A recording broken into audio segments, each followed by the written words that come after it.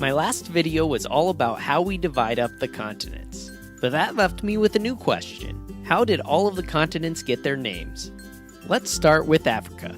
Afri was originally a Latin word that was used as a cognomen for Roman citizens in Africa. A cognomen was the third name that Romans used to further describe someone apart from their given and family names. The most famous example of this is Gaius Julius Caesar.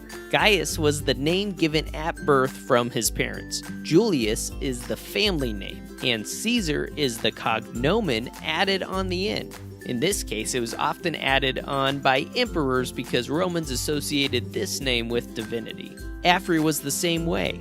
It could have easily been Gaius Julius Afri, and that would have been Gaius Julius from Africa.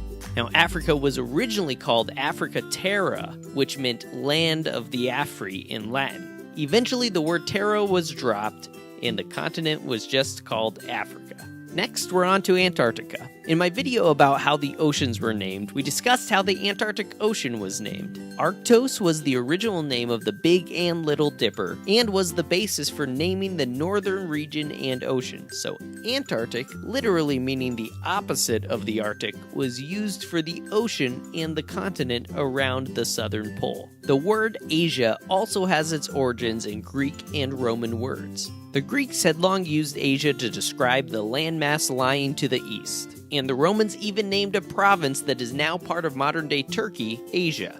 Eventually, the name moved from describing something to the east to describing the continent as a whole. Now, Australia and Oceania are two terms often used to describe the same continent. We'll look at Australia first. The name Australia comes from the Latin Terra Australis, which means southern land, and was used to describe a hypothetical southern continent since ancient times. So when Europeans began visiting Australia in the 1600s, the name Terra Australis was given to these new territories. The continent was briefly known as New Holland for a while thanks to Dutch explorers.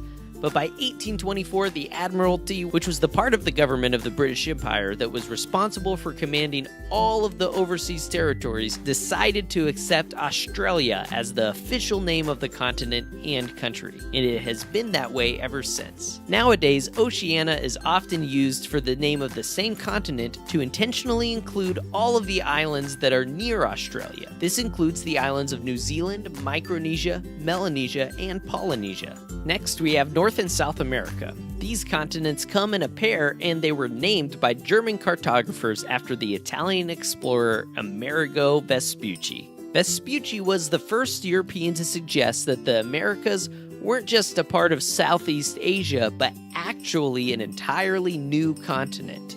And finally, we have Europe. Europe gets the distinction of not only being responsible for naming all of the other continents, but being the only continent that was allowed to name itself.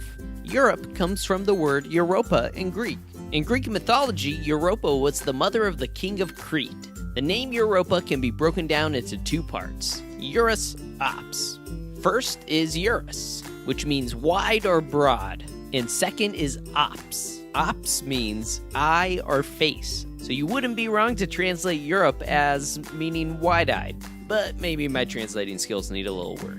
Anyway, I hope you enjoyed this video all about how we named our continents. If you haven't yet, check out my last video that describes how we divide up which continents are where. Also, be sure to like and subscribe for more interesting videos, and we'll see you on the next one.